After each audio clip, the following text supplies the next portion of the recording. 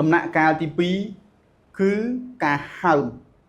នៃសរីរាង្គដែលត្រូវបានបំផ្លាញដោយការគៀបសង្កត់នេះនេះនិងដំណាក់កាលទី3គឺដំណាក់កាលនៃការពង្រឹងនៃការធ្វើលំហាត់ប្រាណដើម្បីជួយស្ដារមុខងារនោះត្រឡប់មកវិញចំពោះករណីលានឌីចង្កេះដែលយើងហៅថា lumbar disc herniation នៅក្នុងដំណាក់កាលនិងជំហាននីមួយៗនៃការធូរស្បើយនិងនៃការឈឺចាប់របស់ចង្កេះនិងរាងកាយរបស់យើងគឺមាន3ដំណាក់កាលទី1ដំណាក់កាលនៃការឈឺចាប់ខ្លាំងនិងការឈឺស្ពឹក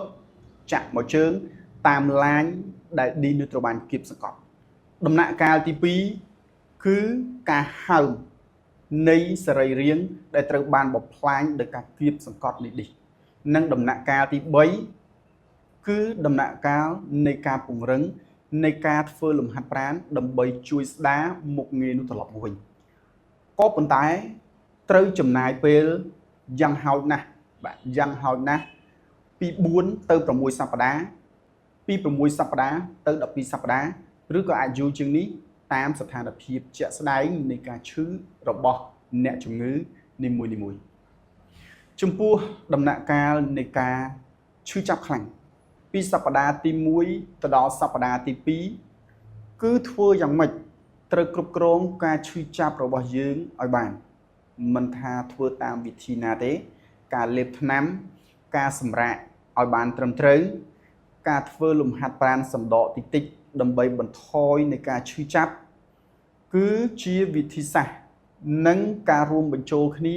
ដើម្បីជួយទប់ស្កាត់នៃការឈឺចាប់ខ្លាំងចំពោះដំណាក់កាលនេះគឺសំខាន់មែនទែនព្រោះអ្នកជំងឺឈឺចាប់ខ្លាំងសឹងតែគ្មានពេលលុះពេលយប់ក៏ឈឺពេលថ្ងៃដើរក៏ឈឺហើយការលើករបស់អិរិយាបថនៃការអង្គុយនៃការអោននៃការងើបនិងការផ្ទុកទម្ងន់ធ្ងន់និងការអង្គុយចុះខ្លាំងគឺយើងត្រូវតែប្រយ័ត្នមែនទែនបើមានខ្សែក្រវ៉ាត់ពាក់ទប់ការពារគឺយើងជួយទប់ការពារបាទនេះគឺជាដំណាក់កាលទី1ហើយអ្នកទាំងអស់គ្នាដែលធ្លាប់ជួបនៃបញ្ហានិងការឈឺចាប់នេះច្បាស់ជាយល់នៃអារម្មណ៍មួយហ្នឹងគឺឈឺខ្លាំងមែនទែនពិបាកមែនទែនអញ្ចឹងដំណាក់កាលទី1អ្នកទាំងអស់គ្នាធ្វើយ៉ាងម៉េចក៏ដោយគឺជួយទប់ស្កាត់លេបថ្នាំក៏បានស្អំទឹកកកក៏បានធ្វើលំហាត់ប្រាណសណ្ដកតិចតិចក៏បានម៉ាស្សាថ្នមដោយឲ្យគេម៉ាស្សាក៏បានបាទពី1សប្តាហ៍ទៅ2បាទដំណាក់កាលទី1ហើយនឹងដំណាក់កាលទី2ពីសប្តាហ៍ទី3ទៅទី6គឺដំណាក់កាលនៃការហើមនៃការរលាកសរសៃប្រសាទនៃសរីរាង្គជុំវិញដែលវារងផលប៉ះពាល់ដោយការគៀបសង្កត់សរសៃប្រសាទនេះហើយគឺជាដំណាក់កាលឈានទៅរកការធូរស្បើយក៏ប៉ុន្តែមុននឹងឈានទៅរកការធូរស្បើយបន្តិចម្ដងគឺអ្នកជំងឺខ្លួនយើងផ្ទាល់ដែលឈឺហ្នឹងគឺចាំបាច់ព្យាបាលបាទបើដូចកាលដែលខ្ញុំរៀនគឺដំណាក់កាលហ្នឹងគឺពេទ្យគេណាត់2ថ្ងៃម្ដង3ថ្ងៃម្ដងទៅតាមស្ថានភាពជាក់ស្ដែងក៏ប៉ុន្តែ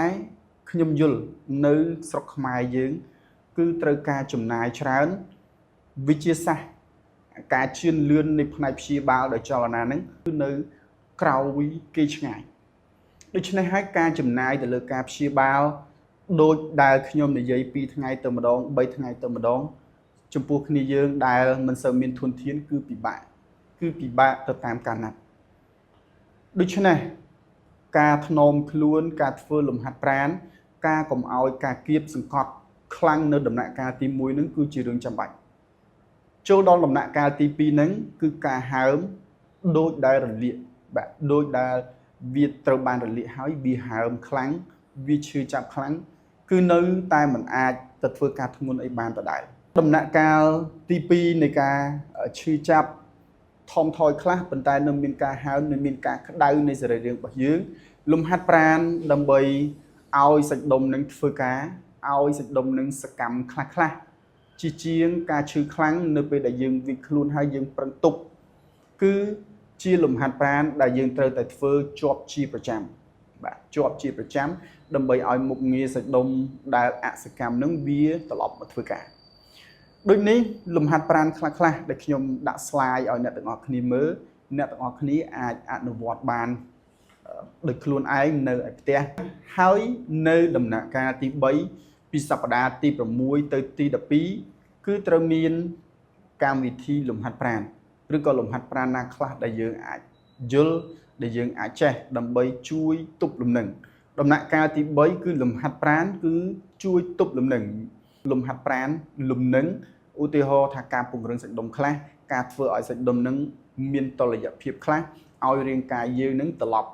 ទៅរកសភាពដើមឡើងវិញក៏ប៉ុន្តែត្រូវតែប្រយ័ត្នដដែលព្រោះឌីសដែលវាធ្លាយមកប៉ះជាមួយនឹងសរសៃប្រសាទកន្លែងខ្លះវាមិនទាន់បានជាសះស្បើយទាំងស្រុងនោះទេគ្រាន់តែវាថយការឈឺដំណាក់កាលទី3នេះគឺយើងអាចទៅធ្វើការបានខ្លះហើយក៏ប៉ុន្តែមុននឹងឈានដល់ដំណាក់កាលទី3នេះគឺយើងត្រូវឆ្លងកាត់សំខាន់បំផុតគឺដំណាក់កាលទី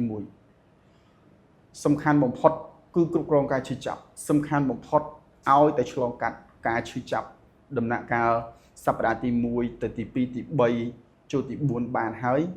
មានន័យថាមានសង្ឃឹមនៅក្នុងការស្ដារមុខងារនៃរាងកាយយើងនឹងត្រឡប់មកវិញបានហើយបាទប៉ុន្តែដូចដែលខ្ញុំនិយាយហើយនិយាយទៀតថាទី1គឺសំខាន់បំផុតការគ្រប់គ្រងការឈឺចាប់ឈានទៅដល់ទី2និងឈានទៅដល់ទី3ក៏ប៉ុន្តែ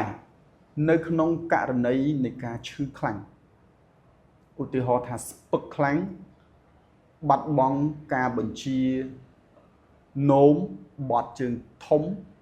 អត់អាចគ្រប់គ្រងបានខ្សោយទៅយ៉ាងឆាប់រហ័សមែនទែនมันអាចទុកយូរបានអាចទៅជួបពេទ្យធ្វើ MRI ជាមួយនឹងដុកទ័រជំនាញផ្នែកឆ្អឹងជាបន្ទាន់ព្រោះវាជាករណីគៀបសង្កត់ខ្លាំងទៅលើសរសៃប្រសាទរបស់យើងហើយចំពោះគ្នាយើងដែលមានបញ្ហា disc បាទ herniated disc ដែលខ្ញុំរៀបរាប់ពីខាងដើមអ្នកទាំងអស់គ្នាអាចស្ដាប់វីដេអូនេះបើមិនទាន់ទេស្ដាប់សារក្រោយមួយសារទៀតដើម្បីឲ្យយល់អំពីការឈឺចាប់ដំបូងនៃការលានឌីចង្កេះខ្ញុំអត់និយាយអំពីការឈឺចាប់រ៉ាំរ៉ៃឈឺរាប់ឆ្នាំទេគឺឈឺចាប់ភ្លាមអំពីការលានឌីចង្កេះដែលឈឺស្ពឹកខ្លាំងឈឺចាក់មកជើងខ្លាំងហើយចំពោះគ្នាយើងដែលមានបញ្ហាឈឺចង្កេះហ្នឹងយូរខែយូរឆ្នាំនៅវីដេអូផ្សេងទៀតខ្ញុំនឹងធ្វើដែលតាក់ទងទៅនឹងការឈឺយូរខែយូរឆ្នាំដោយដែលគ្នាយើងខ្លះបាន comment ថាខ្ញុំឈឺ2ឆ្នាំឬក៏3ឆ្នាំដែលបានទៅ MRI រួចហើយពេទ្យថាមានបញ្ហាលៀនឌីសនៅបច្ចុប្បន្នហ្នឹងក៏មានការឈឺខ្លះៗដែរប៉ុន្តែបើគ្នាយើងមានករណីដូចដែលខ្ញុំបាននិយាយថាឈឺយូរខែយូរឆ្នាំហ្នឹងអាច comment បានរៀបរាប់អំពីអាការៈនៃការឈឺបានខ្ញុំស្រួលនឹងធ្វើវីដេអូឲ្យអ្នកទាំងអស់គ្នាបានយល់អំពីករណីរបស់អ្នកទាំងអស់គ្នានៅក្នុងករណីមួយហ្នឹងបាទជួបគ្នានៅវីដេអូក្រោយ